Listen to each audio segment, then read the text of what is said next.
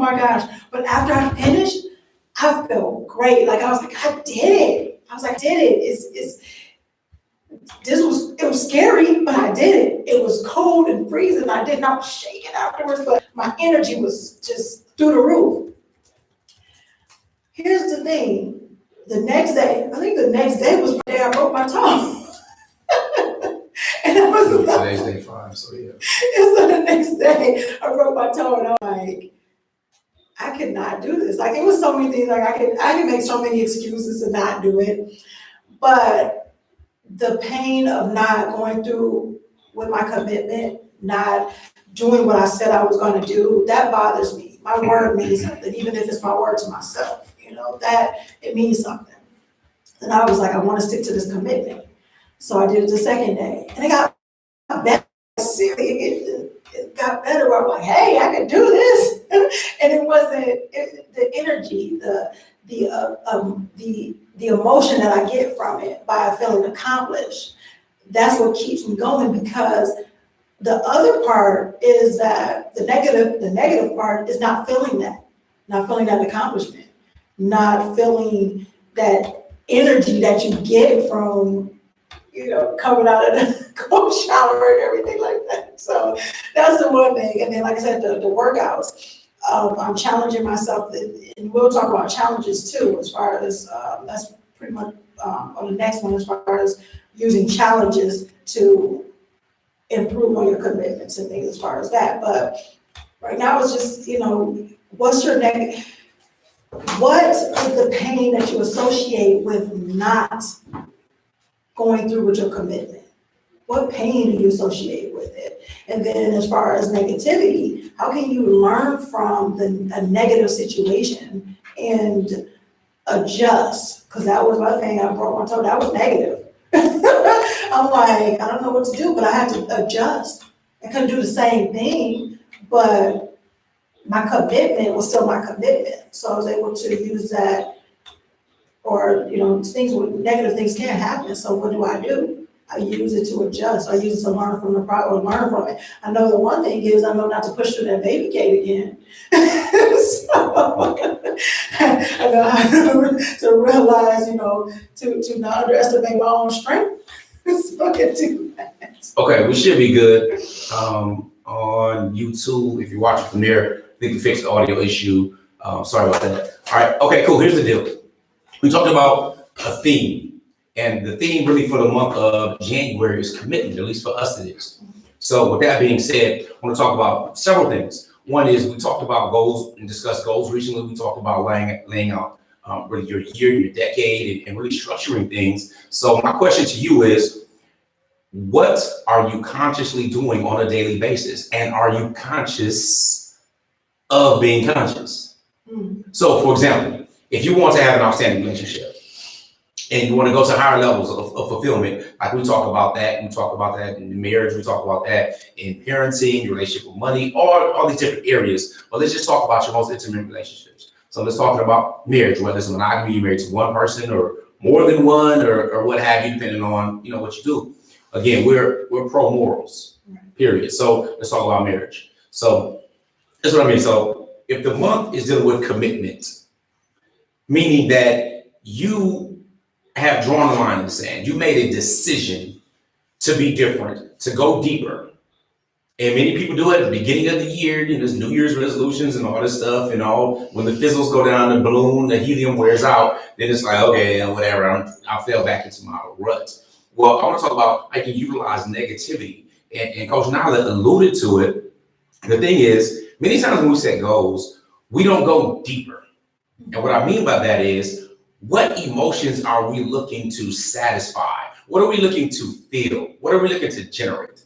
So if I want to go deeper in a relationship with Coach Nyla, I have to ask myself, okay, what does that feel like? What does it look like? What does it smell like? What does it taste like? What am I looking for?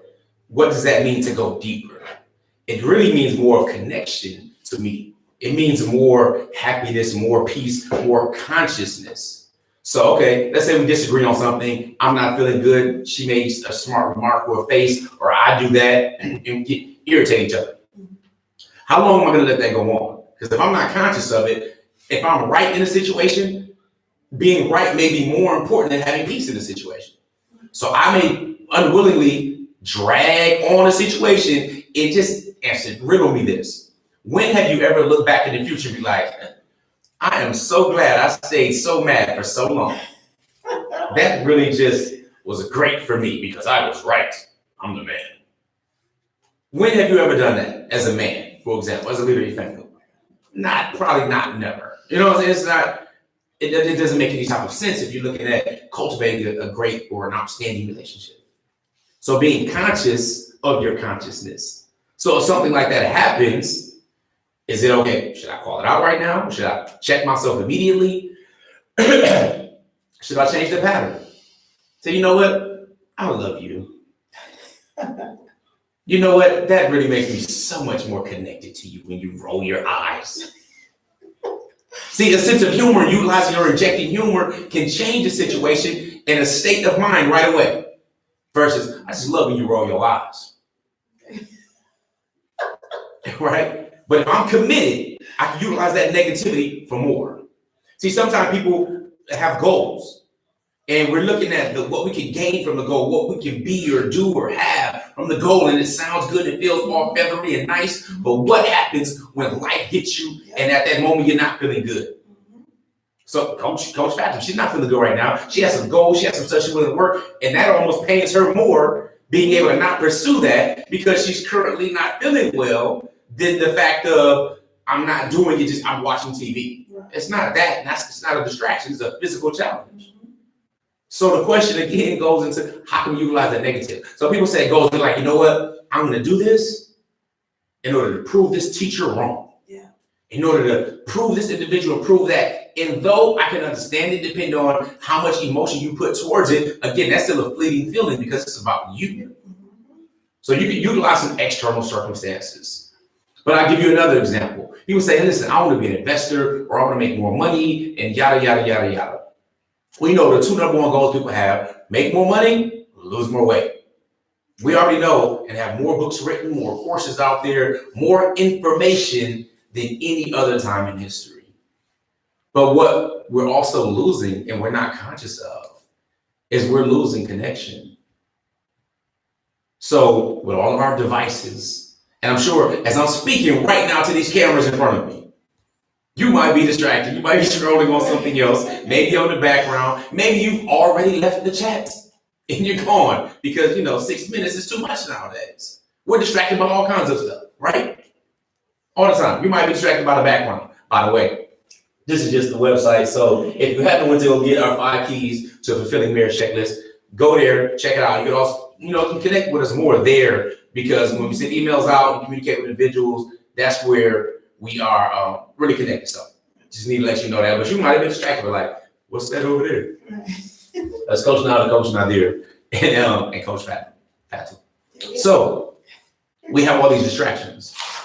And if we're losing connection, how can we bring the juice, the emotional juice, really back to life? What can we do? One of the things we can do when we have our goals, we can kind of triple up on them. One is to ask myself, why do I want this? See, I'll give you an example. As a father, I believe I'm an outstanding father. And I'm not boasting and all this kind of stuff, but we really push the outstanding brand and being more. It's not striving for excellent, though that's better than being great. Okay? It's not just being a good father, definitely not being an average father. I want to be on a whole nother level. I want to be outstanding. So that's something to strive for. And one of the reasons is I thought about it, I asked myself, why do I want to be an outstanding father? And as I thought about it, I'm like, here's some reasons. One, my father showed me exactly what not to do in many areas. So I don't want to be like him in some areas, yeah, other areas, no. But again, I was born to teenage parents. My parents had me when they were 16 years old, then they turned 17 months later. So when I was at his wedding, when he was 21 and I was 5, being the ring bearer, I was there. 7 years later, they got divorced. I'm 12 years old at the time. So I'm seeing all these different shifts in emotions, but one thing also came to mind. I said, I'm going to be loving, I'm going to be nurturing to all of my children. Males, females, doesn't matter. And we have a dozen children between us now, 10 biological children. So 4 daughters, 6 boys, and 2 bonus children, right? So I'm like, I'm going to be loving and nurturing. That's not something I saw much of. You know, my father expressed his love to me and stuff like that, but it's not something I saw much of. And the reason is when I was 5 years old, I remember at our little 2-bedroom house, I'm 5. And I remember the house, 2-bedroom, I was in the kitchen right next to the sink. My father always gave my sister a hug and a kiss before he left, and gave me a hug and a kiss too. So one day he was coming down from the attic, probably with some of my uncles or something like that. He was getting ready to leave. And back in those times, I'm 5 to my 81, you know what I'm saying? The Thunderbirds and Firebirds was fresh. Pops was the coolest, strongest man I knew at that time, right? So he's getting ready to leave. Mom is there, boom, gave mom a hug and kiss and talk about whatever. Gave my daughter a hug and kiss. And guess who's standing there? I'm waiting in line for my hug and my kiss. I ain't get it. I don't know what he gave me, high five, something. But I'm like, what's going on? What's the problem here? I feel hurt. I was like, whoa, that's crazy. Like, what did I do? So I remember all these years later, now I'm not paying for it. I'm better for it because I'm like, all right, my children, we have this regimen when I'm leaving the house and coming out, you know, get hugs and kisses and stuff, right? No matter who they are. So if I leave out the door, because sometimes I'm rushing, I gotta go. Then all of a sudden my sons want to come up all slow. I'm already out the door, but I hear them running. I'm like, okay, let me wait, get my hugs, jump off the step, catch them, all this stuff, and hugs and kisses and all this kind of stuff. Because now if I leave, I don't want them to feel that same thing. So I'm utilizing something that was negative at the time for me to be positive and help me achieve my goal of being outstanding, of being nurturing, of being loving. So what can we do in our lives? How can we take a negative thing, something that can be utilized as a pain point? What are those pain points? Why do you want to have investments? You know, why do you want to increase your income? Why do you want to lose more fat? There are many different reasons. We can say, I want to do it because I'll be healthier and have more energy and I'll do this and that. And okay, cool. And those are all good, legitimate reasons. But what if you don't do it? What are the pain points you have there? I mean, are you at risk for hypertension? Yeah. Any type of heart issues? Diabetes? You know, is it just you're fat and nasty? You know what I'm saying? I mean, that's a lot because this for real too. But okay, you just said that. Lizzo, we go back on Lizzo, guys, because she's in the news. Is what it is. So apparently, if you guys haven't heard, that it's this thing with Lizzo and Jillian or whatever the case may be. I'm not a big fan of Jillian Michaels. I'm really not. And it don't have anything to do with Biggest Loser stuff, anything like that. It's just that she rubbed me the wrong way. It is. I mean, not personally, but it's just the way she is.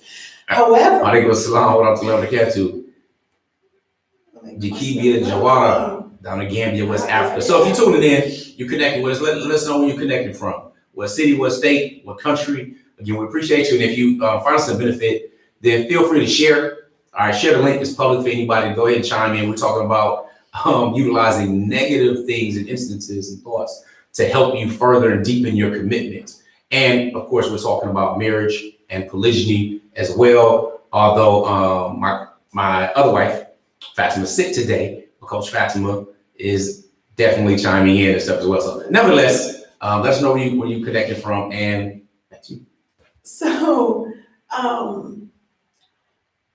So I guess this thing is supposedly, I guess Jillian supposedly I said some stuff about Lizzo, about her weight or anything like that. As I looked into it a little bit more, it wasn't anything like that, like how media is making it out to be. Because here's the thing, we talk about the pain, right? Or negativity. Apparently now it's a thing called fat shaming, body shaming, this and that, another thing like that. I'm gonna tell you, when I was growing up, that wasn't what it was called. You know, it was like when I was kid, you saw very little, not little fat kids, that don't even make any sense, but and there wasn't a lot of fat kids, not that I remember growing up, because they were talked about, and yes, they didn't play as well, because that was pain. They want to be able to play without being out of breath. Now, kids still bully. Yeah, kids bully. And it's not right. It's not right to bully. I'm not going to say that. All right. I'm not so let's just be, she never had a challenge with being a big girl. No, but I had a challenge with being a really skinny girl. And that's just as bad when you're getting bullied. So we're going to leave that at that. The pain of that made me want to gain weight. So anyway, So I guess it was his thing, and people were like really giving Jillian this backlash, and I'm like, I usually don't be like, okay, yeah, Jillian is Jillian, whatever. But I'm on her side on this one. I have to side with Jillian on this one because she did not talk about, I watched the thing, she did not talk about what she said, why are we celebrating her weight, is what she said. She said she has all this other talent and everything like that. She has talent. Why aren't we celebrating her talent? Why are we always talking about her weight? Why are we celebrating her weight? Her weight, she's obese. It's not she's overweight, she's obese. And we know this. And I'm not saying she could be, feeling all good or whatever. Good is like she's saying her song or whatever. Maybe, maybe not. Like Monique. That's all I'm saying. Let's talk about with Monique. Monique was talking about skinny bees and da. And I feel good because I'm fat. But she lost weight, got surgery, probably got surgery. She got surgery, right? To lose this weight. So I'm like, are you really happy with yourself? And it's not even just being happy. Let's be real. Let's be honest. We want to sit there and be like, well, these people are talking about me, and we put up the shield, and we start to lie to ourselves. That pain of, like you said, hypertension, being able to not be able to do these things, to sick and all that other stuff because you're not taking care of yourself, but you want to show somebody else that I'm happy in my body the way it is, but your body is not healthy and it's not the way it's supposed to be. So like I'm with Jillian on that, but sometimes you gotta have this pain. They're talking about shaming. It's not about shaming, it's telling the truth. When does the truth become something that you have to be ashamed of? Yeah. Truth shaming. Truth, right. My doctor said I'm morbidly obese. Stop shaming me, doc. When people say fat, it's like, oh, you shouldn't say fat. You should be ashamed of. It's like, you shouldn't say fat. No, the word is fat. Like the doctor will use the word fat. It's like, I remember overweight, obese, she say, obese. She said, don't say fat, say they're, I remember she say healthy. I said, that's not healthy. Husky, or they're large, or something like trying to be, trying to sugarcoat the big bone. And I have not seen a big fat skeleton ever. I mean, if you're not the Elephant Man where you got calcium deposits all over the place, I just don't know. But the thing is, sometimes that negativity, well, how are we going to learn from this? We're going to learn from this. We're going to learn from, not being able to breathe when we go up the flight of stairs, that pain of not being able to breathe enough to commit to losing some weight. I don't know, not just because you said fat, you were talking about fat, and I just went this whole tangent on being fat and health. And I'm serious, I'm serious about that. My family know, we're talking about how we eat and how, planning meals, and the meals are planned a particular way because I don't want unhealthy, I don't want an unhealthy family. I don't want unhealthy kids. I don't want an unhealthy husband. I don't want to. We want to live, y'all. Right. So if that's one of the top two goals, the question is, okay, why? Start with why. Why do you want to lose fat? Okay, and list out the true reasons. You don't have to share it with us, but why? By the way, I'm in Birmingham, UK. But number one is why. All right, number two, what feelings are you looking to generate from that? Like, ask yourself, be truthful about that. Me personally, I plan to lose about 30 pounds of fat this year. I'm not some big old huge dude, but you know what? If I lose about 30 pounds of fat, I'll be nice. So I'm asking why. One, energy. Energy is important. And my energy isn't low. I don't use caffeine. I hardly ever drink any type of coffee. But my energy is good. But you know why I want to lose it? One, I want better energy. More flexibility when my sons and stuff, and I'm older enough, and I do martial arts, get stuff done. Again, the children right now working out, doing a Shaolin workout. I want to look better. I want to feel better. I want to be more attractive. I want to be sexier. As I'm getting older. But these are, again, my personal goals. So now, what feelings am I looking to generate? Oh, that completion, that satisfaction, that discipline, that achievement of doing this goal. Like she talked about the cold water challenge and doing it, right? And feeling good after getting it done or something you just achieved. It's a small thing, but it releases those endorphins. It releases the oxytocin. It goes in and get that dopamine inside the body. You have your angel's cocktail and feel all good about yourself, which spills over to other parts of your life. You have good energy. Oh my gosh, that's so true. So the next question is, so true. All right, how would you feel if you don't do it?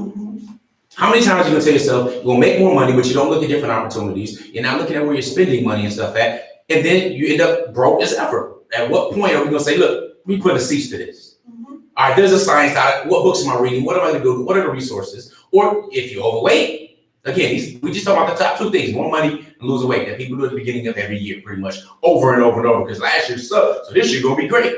Which is what they said the previous year and the previous year, and so on and so forth. But if you're not changing anything, it's going to actually be the same or worse, because nothing stays the same.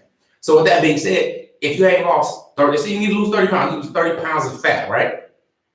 When I look at that, right, that's like 2.5 pounds a month for the year. Like, dude, really? 2.5 pounds a month for the year? Is it that difficult? Do you really need to put a big old plan in place? So I go to that next question though. How would I feel if I don't do it? You know how I feel? I don't know if that's the right way or not, Cam. That's an L. Loser, like, dude, really? 2.5 pounds a month for real? Like, park farther away from the store and go to your grocery cart and walk around a little bit more. 2.5 pounds is nothing. So, but over a year, that isn't much.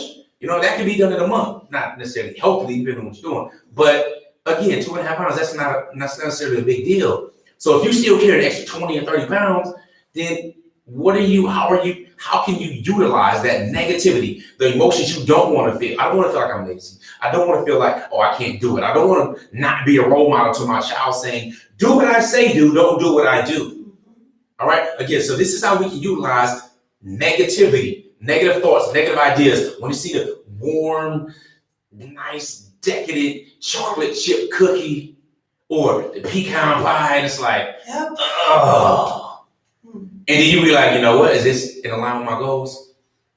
How would I feel after I've eaten it and the digestive system has begun? Because while you eat it, it's the bomb. All right? It's crazy because laziness pays off immediately. Discipline takes time to pay off. That instant gratification, instant gratification all around your waist. Instant gratification, you're taking somebody to the hospital right now. Instant gratification, about 50% of people, first sign of having heart issues is a heart attack, and half of them die. So, if I'm going to use it, because we're not rational beings, I'm teaching you, okay, well, we have heart disease right after cancer, and then obesity after smoking, and these are the issues. Oh, don't smoke? Oh, it does. How many people, 500,000 people a year? I'm not going to smoke. Let me put that down. People know better, we don't do better. There's a bridge, and that bridge is utilizing our emotions and making that connection. So when I was able to tie not getting a hug from my father and all that from 5 years old, it's here. It's emotionally ingrained in me. My neurons are there. Give it to my children. We're good. No problem. I don't have to worry about it anymore. Because I'll feel bad if I did it. And I'm not going back to the mind of a 5-year-old. It's now my time to heal and build my children into being different. So in my relationships, I'm like, yo, okay, this is my wife. And congratulations, this is my wife. Well, how do I structure? How do we do these things? Okay, she broke her toe. So I was working, I was working with some brothers and stuff like that with some things. She texted me, might need to go to the ER. I'm like, okay, let's check on some different things and let you know they ain't gonna do nothing for your ER anyway. Take an x-ray, it's broke. You just need to kind of, tape it up and so on and so forth. I'm like, all right, let me know if you want to go to the ER for 6 hours. I'll go bring my laptop, go to work. And it wasn't her day, so I wasn't at the house that day, but that was always an option. And Coach Fatimah knew about it. She knew, they text each other and laughed about the situation, like, hey, you need something, let me know. So I went, got the materials after I finished my appointment, took it over there, take the stuff up. She's been good pretty much ever since. Okay, now Coach Fatimah's sick. It's not Coach Fatimah's day to day. Does that mean I'm not gonna be able to go out of the house, check on her, bring her what she needs and everything else? Come on. Now, see, this lifestyle is not hard. No. It's not difficult unless we make it difficult. But my relationship goals are to be outstanding. So if Coach Nyla has a problem with it, Coach Nyla is going to have to have a problem with it. If Coach Fatimah has a problem with it, she's going to have a problem with it and kind of get over it. Because they know ultimately it's about deepening connection with the relationship, being an example for the children. Again, that goes into the why. It's the reason behind the goal. And also the flip side. So if the children say, okay, well, oh, wow, my father, he's not doing this or he's not leading or whatever, or he's scared to even talk about religion and stuff like that. And that to me, that's weakness. I would talk about that a little bit too, the pain part. I have like a big pain associated with not being right like that. Right. things that should happen, like if I have an issue or supposedly I have an issue of anything that's supposed to be done, like I want for my sister. I want for me. So, but the thing is, we have to answer. I talk about this a lot. We have to answer for these things that we do. So my pain, the negativity, the thing that keeps me doing the stuff that I do or try to be empathetic or whatever the case may be, is because I feel at the end of my, the end of my life, the end of my years, the end of my life, I gotta answer for this. Like, and if I can't justify why I did what I did, or it's not, it is, nothing justifies it for me. Nothing justifies, like, I can't sit there and go in front of my creator where I'm asked, hey, why did you do this? Well, because she made me mad. Because, she just, that makes no sense. That sounds so stupid to me. So, because it sounds stupid to me to say that, it's like, that's the pain I associate with that. Like, I can't justify these negative feelings or these evil thoughts or these different things. Not that I just be thinking evil thoughts are just negative. I'm just saying that why how you use negativity to propel you to be better, be a better you. Like you were talking about with the boys. I thought about that where you was still, you're like, oh my gosh, okay, hurry up, but you don't rush them, you know what I'm saying? You don't, with what? with the hugs and stuff like that. Oh, yeah. We were just talking about that. It's like they still get that. They still get that love. They're like, I don't have time for me. I don't have time for me. That was the thing. And I'm gonna tell you this thing, that was the thing what I did with my oldest son. His dad, long time ago, ended up going to jail for something. And I had to associate double pain. I had to have him associate pain with these things because he would talk to him and he would call him and it would be these different things. And he wasn't calling him. He wasn't talking to him. And so I was wondering why. And I told him, I said, your dad is in jail.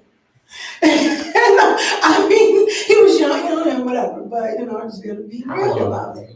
He was like early 20s. Early 20s. Nice. No. Color was young. My son was younger. But I got so much like backlash from, that side of the family for telling him that. Like sometimes you gotta do something, but I got so much backlash because like, why would you tell him that? Why would you do these things? Why would you blah, blah, blah? And I was like, okay, he made a bad decision that landed him where they landed him for this little short period of time, but they still landed him there. And I also had to figure that he had to see that because he was like, oh, why don't you just tell him that he was at work or he was whatever. Okay, so I gotta lie to him, lie to my son, so he could feel better or he could look better or whatever the case may be, instead of looking at the pain. My son to this day said, I'm glad that you did that to me because I did it to me, that you told me that he was like, I'm glad that you told me. I'm glad that you were honest with me about that because I know that when you're locked up, you don't have your own, you don't have freedom. You can't do what you want to do. You can't do these things. And that was a negative thing that I said, I'm not going to do this. I'm not going to be these dude that make these poor decisions and do this because now I can't be there for my kids. Using negativity to help you further your commitment. Exactly. I have people right now, my cousin, I use him as an example all the time. I just spoke with some youth Thursday night, and the discussion was about, ironically, well, not really ironically, it's about commitment, which is our theme again for the month. But I shared a story with them just about some of my youth, these gray hairs is just, let me tell them. But talking about my youth when just doing the numbers, really stupid things. But I told them about my cousin who has been in jail, he's been in prison since he was 18. But the last time he spent a birthday out, he was 18 years old. And then 14, because 15 and 16 and 17, he was locked up in juvenile. Got out, 18, he was out, and then got locked up the same year. He is now 42 years old. He's up for parole in about 5 years. He did 3 armed robberies.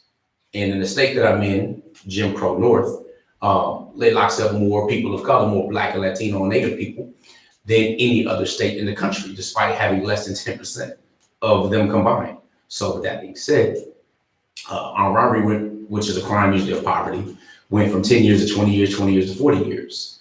And the judge said consecutive versus concurrent. And anybody knows about sentencing, they know that when they say concurrent, that means you serve the sentence of one, but it'll count for each similar crime. Well, in his case, he said consecutive, which means you serve the crime for one, and then you start the crime for the second, then you start the crime for the third. So basically, you got 120 years in jail. All right, which is more than murder. Actually, armed robbery here in Wisconsin is actually more than murder. And I have some friends that actually committed murder and are out now, and they did it after he had been convicted. So I, share this story because it's about choices, and that choice goes back to our personal power. Sometimes people say, I shared something online and it was dealing with trauma. Matter of fact, let me see if I can pull it up and then go to it. But it was dealing with men in general having the propensity to not want to deal with foolishness, right? Certain type of men. So women, sometimes there are women, and again, don't misconstrue anything I'm talking about for all women, because that would just be foolish and immature. But, okay, here it is. Let me pull it up. I do, but it's taking a second. All right, so let me read it to you. Men are not intimidated by strong women, but far too many women, and now, again, that's not true because some men are, but, men are not intimidated by strong women, but far too many women believe that being aggressive, rude, and generally unpleasant makes them strong. No, it makes you insufferable. I don't like that word. It's not that we can't handle you, but that we prefer not to in light of other options. I can relate to this because at my age, in my old age, I had the time and energy to deal with something like that. Now, that doesn't mean it did not, some of this stuff did not come from trauma and extra baggage and previous relationships like that, right? That doesn't mean that at all. It can absolutely be a legitimate reason that a person is guarded. All right, and protected because they've been abused by men. Men weren't there in their life to protect them. All kinds of stuff, or they've been conditioned by society. You have to be a strong, independent Black woman, and this, or it's part of the white feminist agenda. There's a lot of different reasons that are legitimate reasons that people can be that way. These strong, aggressive women that he mentioned in this statement. Now, my question is, what part does personal responsibility play in it? At what part, as an adult, are you now accountable and responsible for your actions in healing your traumas? Whether that's reparenting yourself or going to seek help with a therapist, all right, psychiatrist, go do some talk therapy, some Gestalt therapy, or going through cognitive behavioral therapy, or timeline therapy, and many different types of therapies, or seeking self-help, taking classes and courses and online things, or bookstores. What time do you give an individual to make the decision to grow up, to get past the traumas, to utilize the negative for the positive? And I want to share this with you because this is so important. And some people may be thinking, oh, well, it's easier said than done. Yeah, it is. Nobody said it's going to be easy, but it's worth it. Yeah. Now, I'll give you an example. If I'm talking about, if I'm talking about people, and I'm talking about trauma, we're talking about, we live in the United States of America right now. In the United States of America, it's estimated that 6 out of 10 girls in their lifetime before they reach adult age will have been sexually assaulted or molested by someone. 80% of the time it's somebody that they know as part of their family or friends or close within the family unit. Okay? And in certain communities, that number is even larger. This causes trauma. It's cyclical, it's generational, it's sick as hell, okay? And I know in my house growing up, when there was alcoholism, there was sexual molestation that was going on, all right? There was physical abuse, there was domestic abuse, there was all kinds of dysfunction that occurred in the house that I was raised up in. But I couldn't utilize that as my excuse. I had to come to some type of part of my adult life somewhere when I was able to have discernment and make some type of decision, seek help, admit it, whatever it may be, talk to somebody, whatever.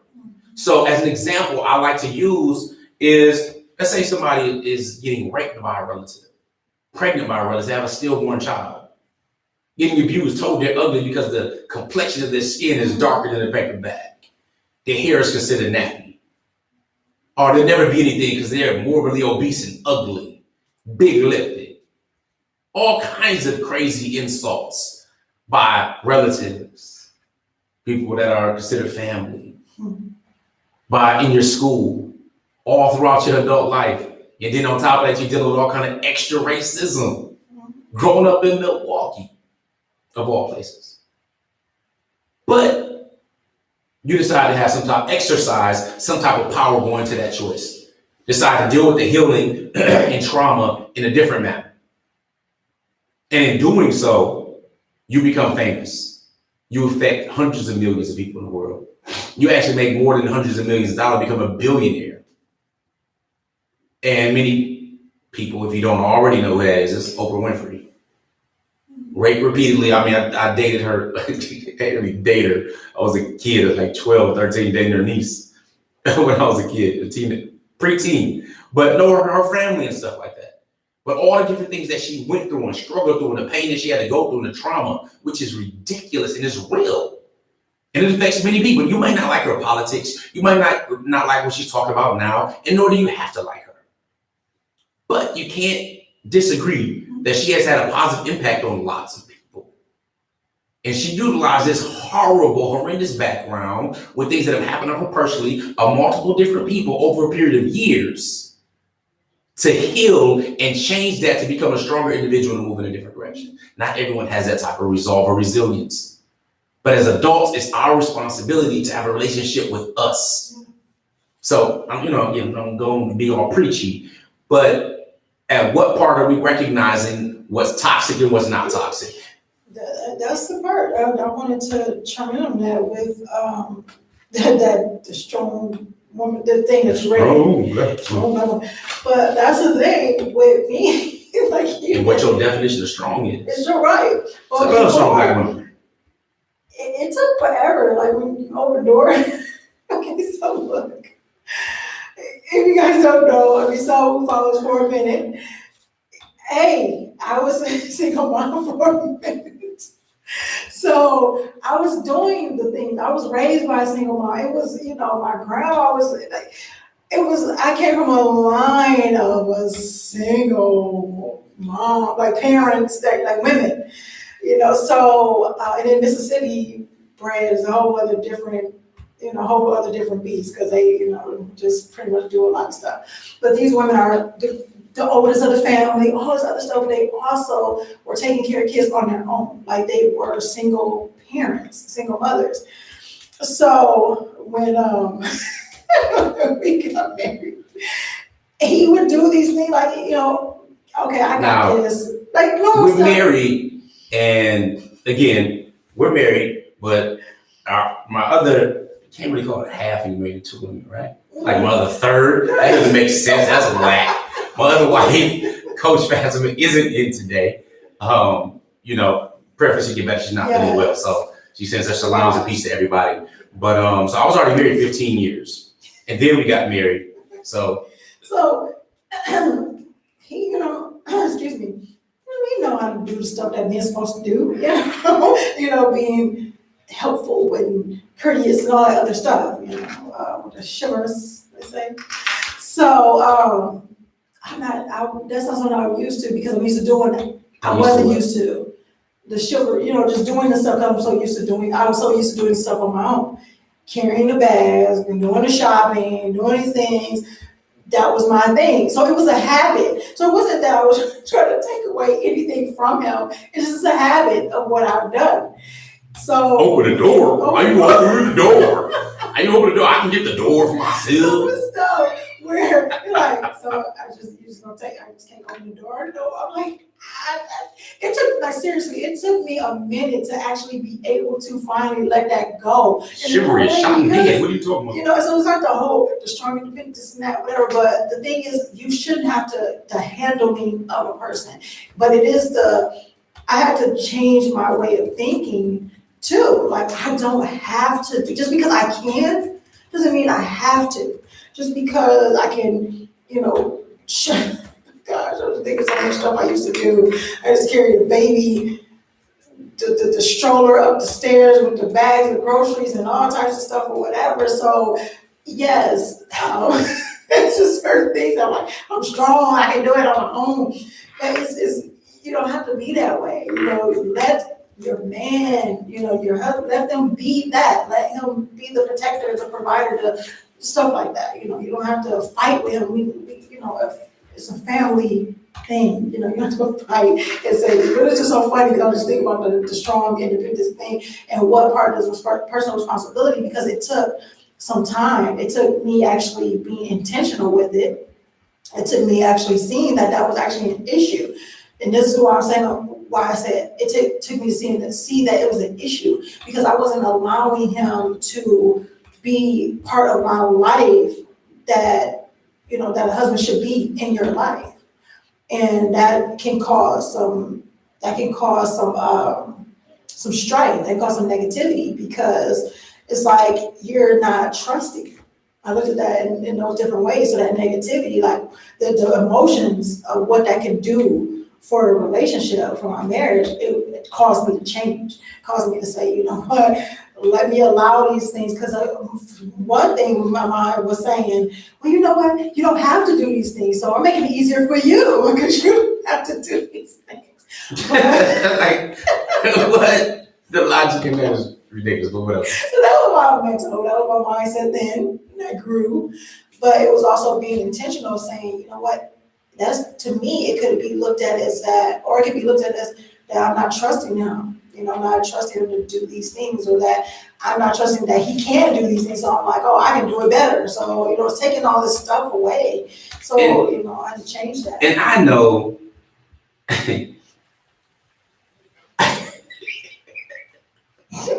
I know that she didn't come from,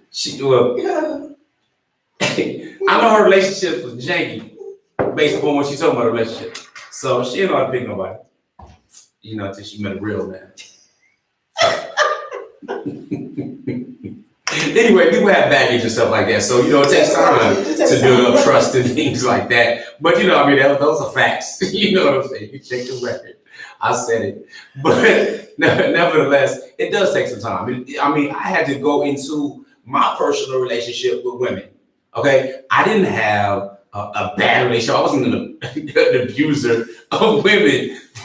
I wasn't like, I wasn't physically abusing women. Now, when I was a teenager, I was a little savage. But hey, I was a little savage. So if you watching and knew me like before I was 17 or something, maybe I was an abuser emotionally or something. I don't know, but I have any girlfriends, right? Everybody's friends.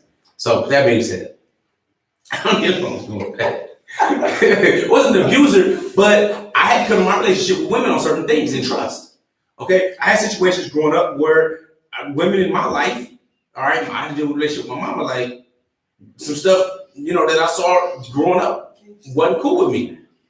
You know what I'm saying? So I deal with stuff with my mother, stuff with some aunts, all right? Other stuff that I saw and I experienced affected me. And I don't want to project that on, well, yeah, women do this, because this is what I saw. So I had to be careful. So at the same time, utilizing something negative. Maybe I don't know their background and different details, what occurred before I was born. But I do know that if I want to connect with this person, I want to go deeper with this individual, what am I doing to make myself better? How am I going? So whether it's reading Today Matters by John Maxwell, or Winning with People, or How to Win Friends and Influence People by Dale Carnegie, or these different things, I want to know, how can I build myself up? How can I equip myself up? How can I be true to me in order to achieve what I say I want to achieve? Because the only person I have control over is this dude right here. Yeah. That's it. So the better I am in a relationship, my relationships are going to be better, whether it's with my children, whether it's with my wives, whether it's in business, whatever it may be. If I'm better, I'm good. If you have a stank attitude, that's you, partner. You don't have to invite me to that party. I'm not with it. I'm good. I can have a stank attitude. Yeah, she sure can. When I have a stank attitude, and he's in a good mood, like, I can choose to still stay in a stank attitude, in a stanky mood, or I can, let that brightness, that shine rub off on me. Like you said, control of yourself. And those who follow us on our Instagram, don't make sure you follow us. Oh yeah, what can you find us at, by the way? We're outstandingpersonalrelationships.com. That's our website. You can go get one of our free downloads, 5 practices to cultivate connection, harmony, emotional control of your home, especially in polygyny. So outstandingpersonalrelationships.com. On Facebook, same thing, facebook.com/outstandingpersonalrelationships.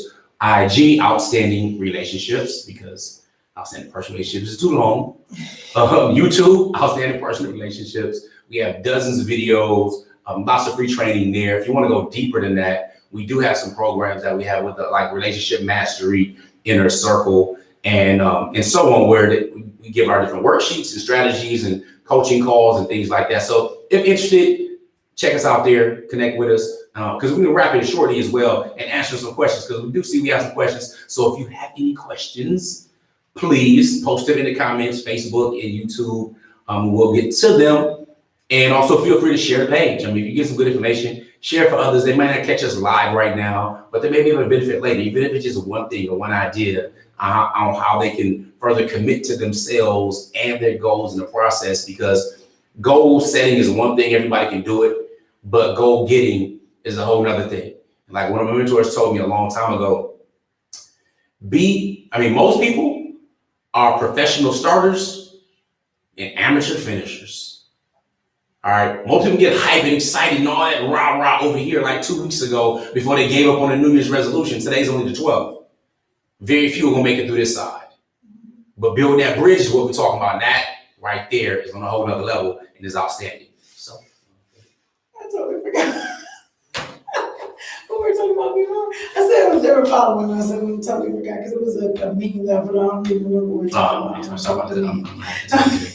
I interrupted her pattern. I apologize, y'all. If y'all know, put in the comments. What was she talking about before I brutally interrupted? I was talking about the meme, but I forgot the meme. I didn't even get to talk about it. But yeah, he was talking about something, and then it made me think about the meme that I put up there. However, here it comes, people. Yeah, we good. But yeah, so that's the thing. Using negativity. Let me give you guys some takeaways just real quick with this using negativity.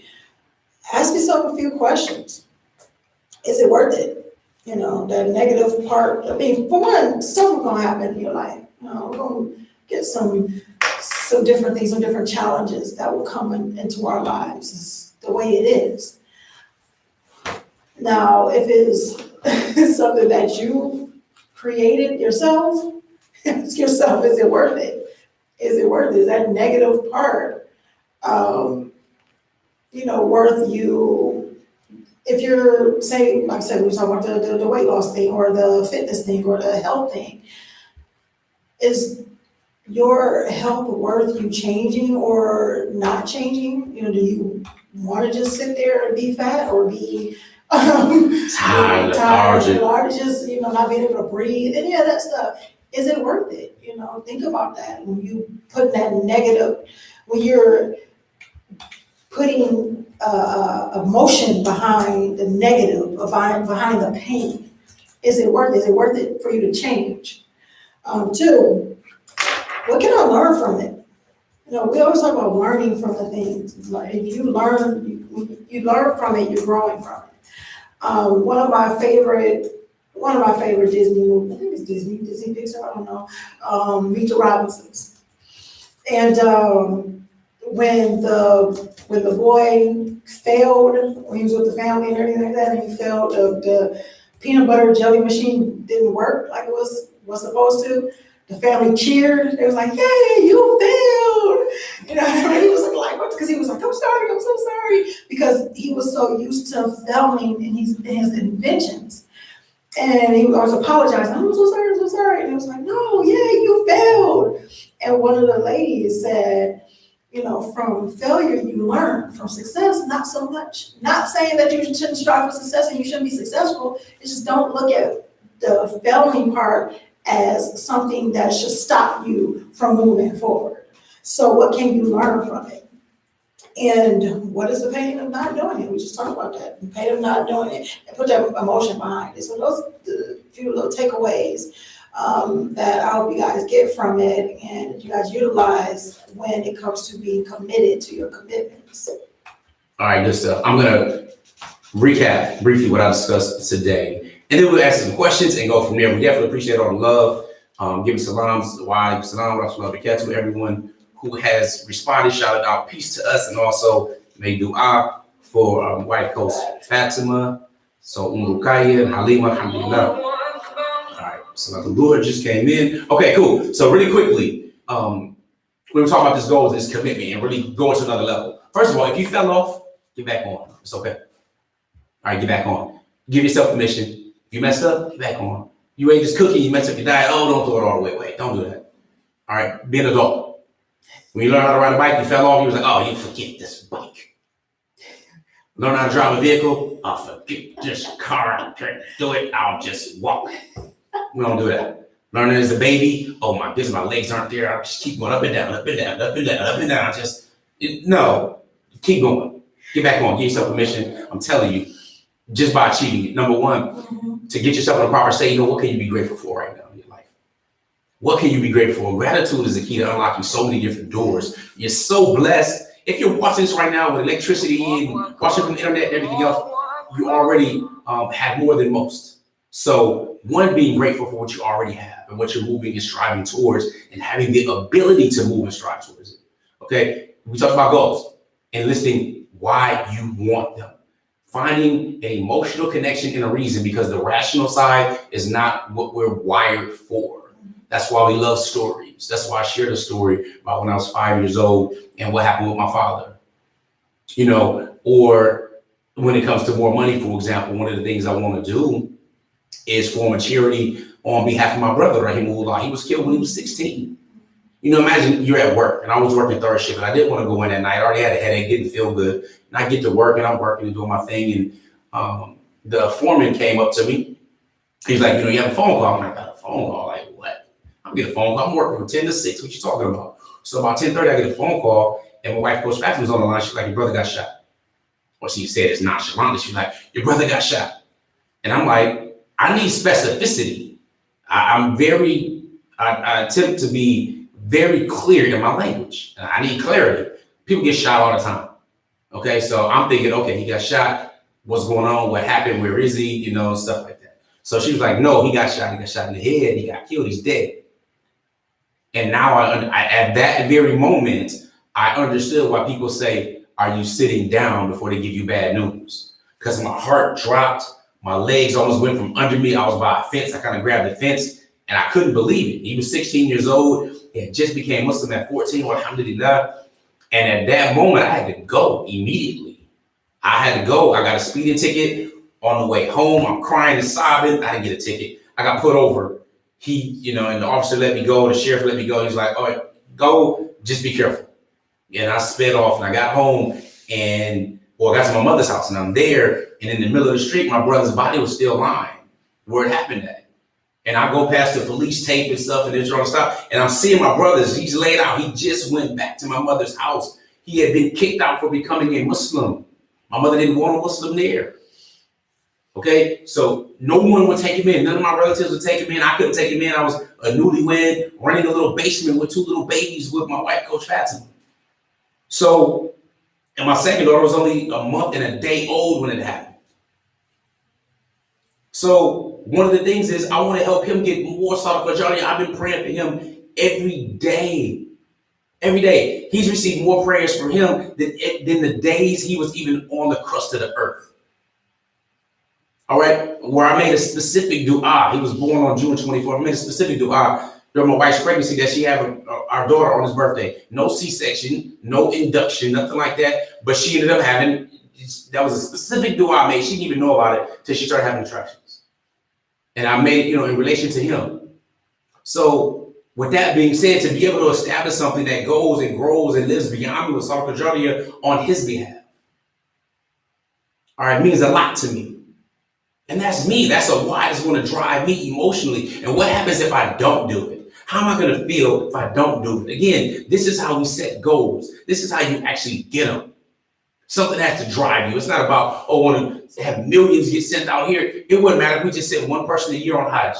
Wouldn't matter if we clothed another person or we fed some people, but he's getting these extra vodka that go along with that.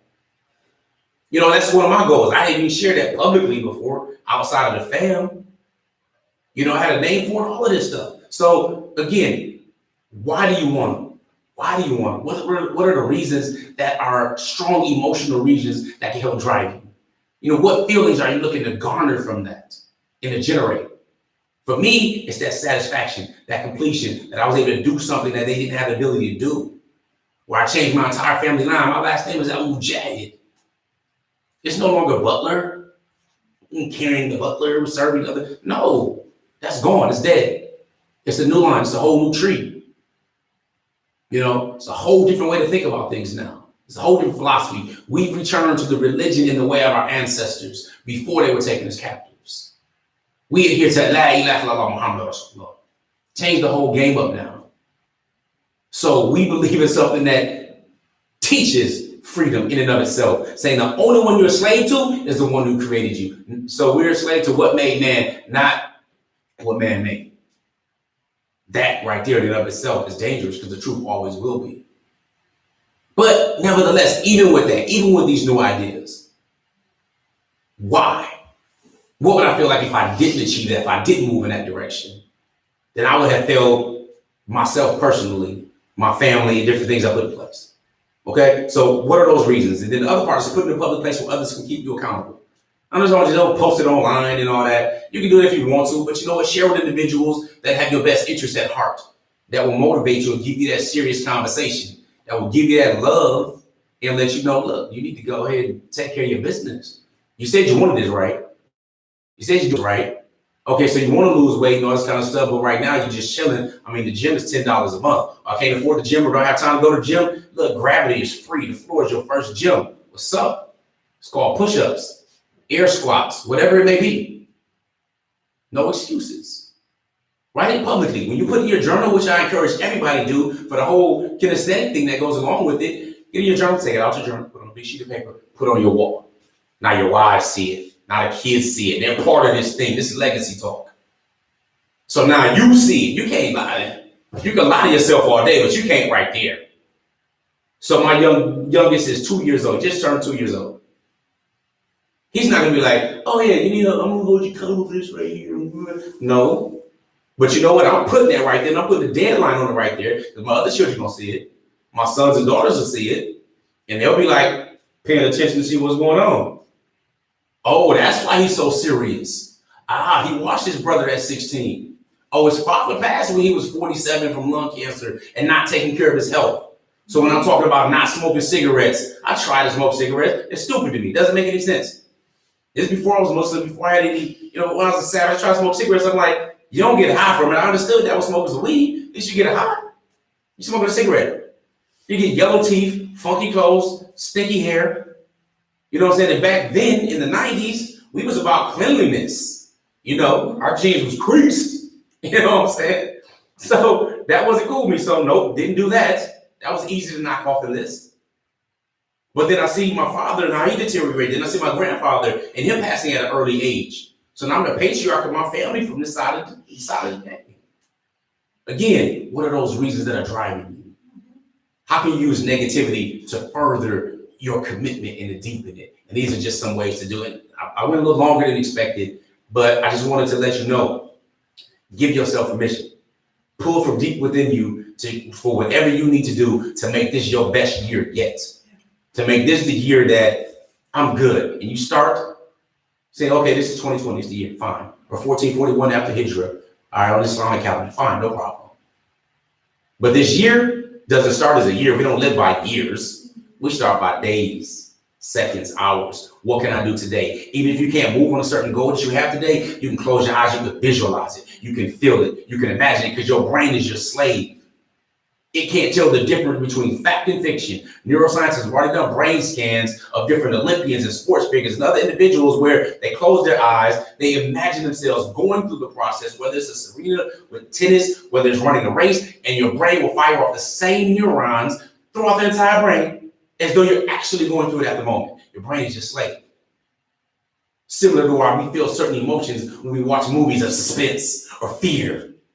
Our body's dropping off dopamine, oxytocin. It's dropping off all kinds of things, whether it's getting our adrenaline up or all kinds of different cocktails, because it's taking this information that's outside of us, it's processing it as though it's real, even though we know it's not. So we can condition it. We can win that way. All right. Enough of that. For more, if you want to connect and go deeper, though, that's at outstandingpersonalrelationships.com or on the YouTube channel and stuff like that. We do have some questions. I want to get to that. Did you want to start? Nobody said what I needed to say. I told you guys I was going to take away. That was that. All right. If I could have just been that short and sweet. All right.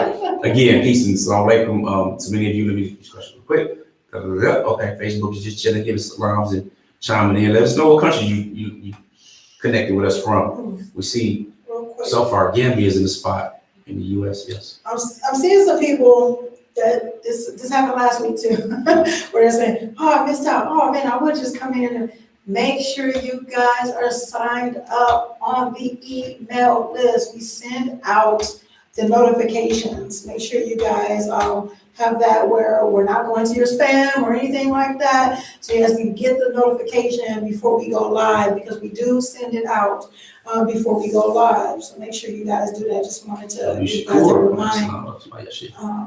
Give you guys that reminder. Catfish, what up, bro? Landed peace. Nasser, okay, so YouTube seems to have questions. Let's get on over here to YouTube.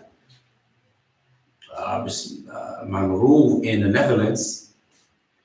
All right. Seattle's in the house. Zaynab, of course, is out in Philly. Yeah. What's this? Like chocolate bars. Okay. All right, so there's a question that I was IG. Please recite Quran. I don't know why you're asking that. This is not a Hiv the Tajweed channel. But UK Tafara, of course, Zaynab Al-Huma Amin to your du'as. Okay, that's just shares about it. Yeah, go to outstandingpersonalrelationships.com and you'll actually find a number of different lectures and blogs and videos about it. Now, there's a question. This brother, evidently Sa from the UK, says, my wife is obese. She eats too much chocolate. How can I motivate her to start exercising? Okay, well. Here's the thing, she's not to motivate, she has to be self-motivated. However, if you're doing certain things, eventually people around you will start doing those things too. You don't think so? No. You don't think so? Some kids. No. Well, kids might go ahead if you're working on a thing, and a kid might be. Just saying. No, you can motivate her. I'm not saying that you can, but she's gonna have to be able to do it on her own. The thing is, it's not just. It's not just too much chocolate. I just gotta be honest. A person who actually do nutrition and different things like that, it's not just that. But all right, here's some of my advice. One is to communicate your concerns. And now this is not easy. It's like, hey baby, you're kind of fat. Yeah, you can't do that. You eat too much chocolate. You just so fat, man. That's not the best way to go about it. All right, one, to express your concerns in a loving way. So, some of these ways are knowing to know when to hint and how to hint on certain things. So, if you're the one buying the chocolate, stop. Or get dark chocolate. All right, change it up. There are stuff like Russell Stovers, for example, that use natural sweeteners, xylitol, erythritol, and sugar alcohols, which are not, they're sugar-free. So, one, but that's you assuming that it's the chocolate to begin with. It usually is the sugar and the other carbs that go along with it. One thing you could do, I will let you know like this, is you can study together. Yeah. And what I mean by that is, there's a documentary on Netflix called The Magic Pill. Magic Pill. You can watch it. It's not going to be like this is some exercise documentary and I'm going to convince this fat lady that I love her, because you likely want to, out of love and concern, you likely have that natural, normal concern, like, yo, what's up? And again, we all change over time. So we can't, just act like we are just bomb great their fantasy while they went ahead and just, which it could be to a number of different things, having children or being depressed. There could be many underlying conditions. But let's say you watch The Magic Pill. It's like 90 minutes. It's extremely good. It goes to brain health, nutrition and stuff, all kinds of stuff. Even goes to a way of eating. So I watched that with my family. And my family was like, yo, this right here, I like it. Change some stuff up. A natural consequence of watching it is by being more brain healthy. Yeah. Fat was lost. Like, boom. Literally, fat was lost in the family. Like, ridiculous. We're not a bunch of obese individuals. But fat, like, was lost as a consequence of watching this, because third-party information is many times better than your first-party information. So her telling me something directly that she doesn't like, one, I have to be receptive to it, understand our relationship. So I can't look at right now, like where we are, but 5 years ago or something like that. Third-party validation can work a whole lot better. So let's say we watch this. Just give a hypothetical example.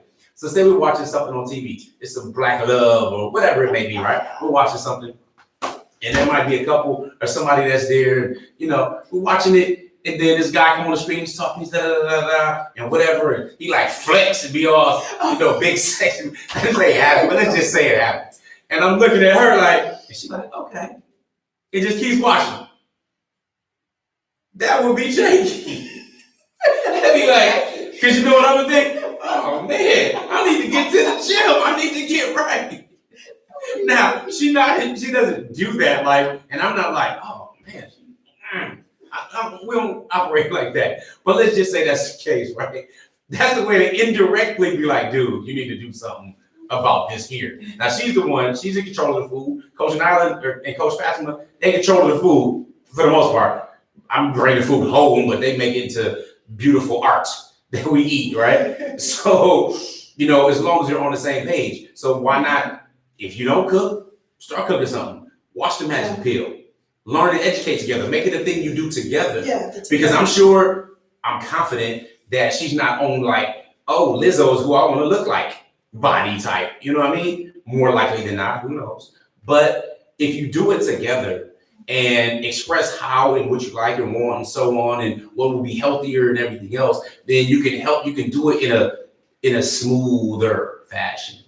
Versus being confrontational or insulting, because now you raise levels of insecurity. Oh, you don't like me anymore, and I'm going to eat more, and this and that.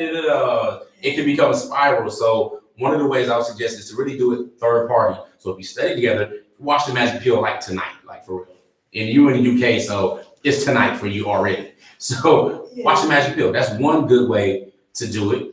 Or work out with it. Y'all go to the gym together. You get your stuff at the house to work out at home. You know what I'm saying? And commit to your own health and fitness. That's what I tell you. You told me no, but if you saying no, if you commit to doing it, and I'm not saying that you're just doing it just because, but it's easier for a person to, even when it's not third party, it's easier if they see you doing certain things for you, that when you suggest things, they'll be more receptive of doing it. And probably even more motivated to doing it, because it's like, man, because sometimes we do looking like, I'm just sitting here eating and this person working out, and we feel bad. It's that negativity, to push us forward. It's like, dang, okay, a show, real quick. This Is Us. I like this show a lot, and I remember the big fat chick on the show. Katie or something, Kate. And she was really big, and when she went to this doggone group, whatever group, fat awareness, I don't know, she was talking about, addiction group. She was talking about she didn't want to date a fat dude. She didn't want to be with a fat dude, anything like that. I don't remember that. So anyway, the fat dude decided to keep pursuing her, and they ended up being together and getting married and having a kid and everything. But fat dude, not fat dude no more. Fat dude working out. Fat dude is, going to the gym. Fat dude doing this stuff. Now, she's right now, the last episode, she was, jealous. She was getting jealous. But it wasn't a point of her not liking him, and she had to admit to that. It was that Because he's doing the thing that he's actually being the person that she wanted now, but she's not being the person that she wanted to be. She's not doing her part. Eventually, we will start to feel that, and okay, whether the resentment goes, you got to be better in your brain to not put that resentment on the wrong person. You got to be real with yourself. But eventually, when we're there, we're feeling this way about ourselves and say, you know what, we got to get better. And it will, if your mind is right, motivate you to do what you need to do. Like I said, we actually can motivate ourselves, no matter how much third party. I mean, you want to do that because you want to put those things there. But all in all, when it comes down to it, she got to be ready to do it. But you as a husband, to be understanding and to be understanding of where it could have possibly stemmed from, and to work together on that, that's where it starts. The mentality part, it starts with the mentality part first, and then the physical part will start to follow. Yeah, now I'm a believer that in, well, a couple things. Our sister Zaina also gave some good stuff to watch. For example, watch Fat, Sick, and Nearly Dead. Oh, I love that. On YouTube. It's also on Netflix too. There's Fat, Sick, and Nearly Dead Part 1 and Part 2. It encourages juicing, and my challenge with that is that it's not a long-term lifestyle change you can really upkeep with juicing. But you can absolutely lose, no question. But it definitely goes into the mental part. So that's one. She talked about exercise and make it pretty much like a date. But I'm a believer that we can't motivate anyone to do anything. All right. Motivation is internal. We can help inspire. That's the word. We can help inspire you to find your own motivation. So I share with you some of what my motivation is to do on behalf of my brother and on my father, and what I do with my children and what I do with my wives. That's my motivation, not yours. That's mine. That's for my mind. That's me. But if you took those ideas and applied it to your life, and to find your motivation, something that drives you, then that's important. So the better question to ask would be, how can I inspire her to do something different? Or how can we do something different that's best for our relationship? There's nothing like, walking together, taking walks, walking farther away at a grocery store, putting your car away, whatever there may be. You know, there are many different ways to do it. So address out of love and out of concern and try these different things. The last thing you want to do is have some backfire. You raise the insensitivity, insecurity, and all kind of other stuff that goes along with that. So how many thank you for the question. We're going to wrap within 7 minutes because we already are over time because of me. But if you have any other questions, please feel free to put it in the comments, everyone. And if you haven't already liked us on YouTube or subscribed, different language there. Subscribe on YouTube or like us on Facebook, or join us on IG. Follow us there. We share information, and we definitely appreciate you guys chiming in and spending some time with us today. Yes, definitely. And so, like, I need another lozenge because my throat is pretty little part. All right, so we good? Everybody good? Yeah. Excellent. I know some of you are looking forward to the playoffs and the games that are going on today. Us in Wisconsin are looking forward to the Seahawks getting destroyed by the Packers.